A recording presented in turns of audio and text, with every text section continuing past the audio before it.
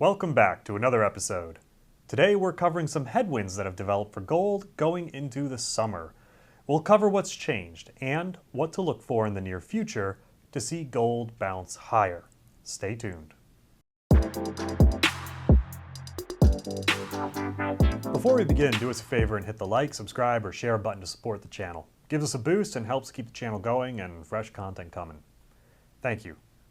So gold has had some pretty amazing swings recently. As we prepare this script, it's up year to date about 6%. But at one point, it was near all-time highs, up roughly 12.5% from its average price on January 1st.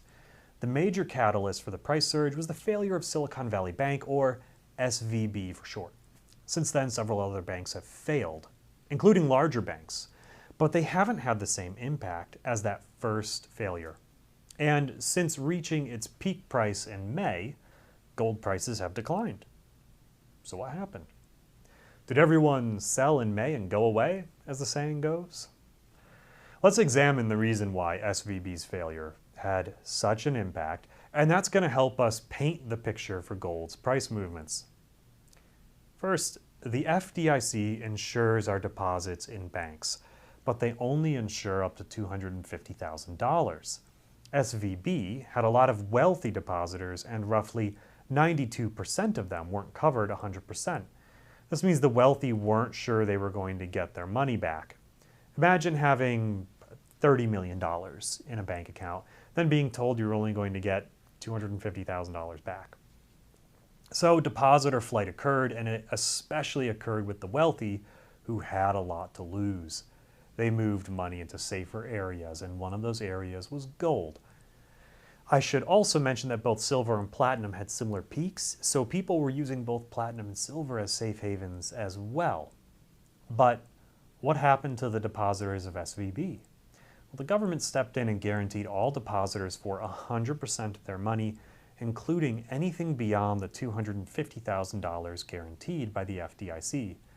This helped to avert a major crisis, and eventually demand for physical metals tapered off as fear died down.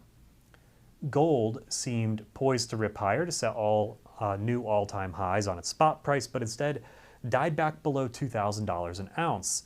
And analysts seem to agree that the Fed's hawkish stance on inflation is partially to blame. Investors have been watching interest rate hikes very closely, as that tends to strengthen the dollar, Treasury yields, and real interest rates, all of which have an inverse correlation with gold. It was believed that after the bank failures, the Fed would be forced to recognize the economy was not quite as strong as they thought, that they broke something, they need to ease sooner than later.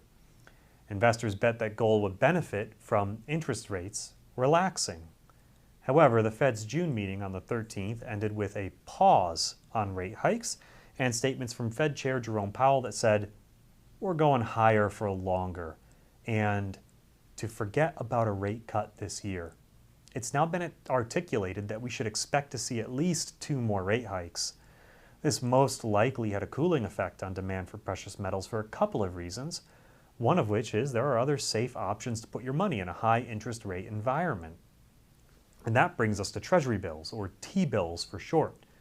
T-bills are currently yielding over 5% interest, and the government must issue quite a few T-bills to refill accounts after congressional budgets were approved and the debt ceiling debate was resolved. This has the potential to go a few different ways. The banks have about $17 trillion in deposits.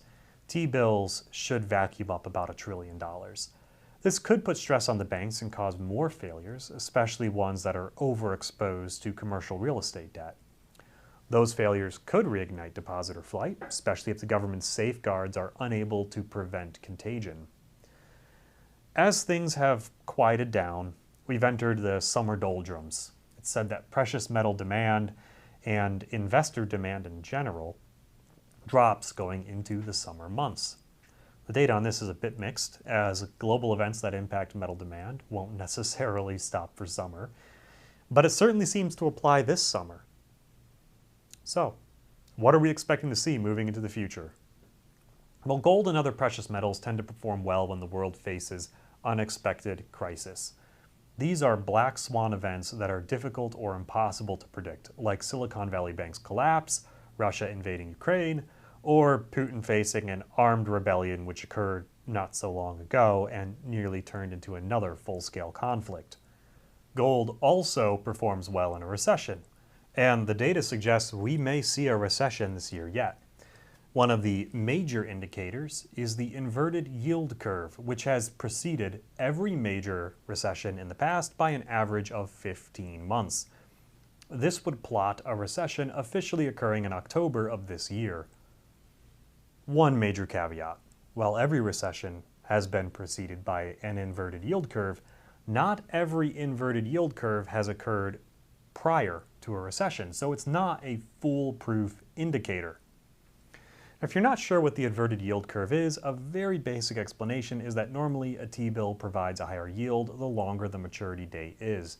So a 2-year T-bill has a higher yield normally than a 6-month T-bill. An inverted yield curve means that gets flipped. And of course, if the Fed does reverse course in a surprise twist and lower interest rates, we expect investors would react very quickly in the paper markets for gold, silver, and platinum. That could create a fast-moving effect that propels prices higher. The truly remarkable thing is how well gold has held its price through the pressures created by rising interest rates. When that finally eases, there is a lot of potential for gold to hit new highs. And once new highs occur for gold, we would be unsurprised to see a surge in further demand as FOMO fuels more buying. That's all we have for you today. Please remember to like, subscribe, and share. Thanks for watching, and we'll see you next time.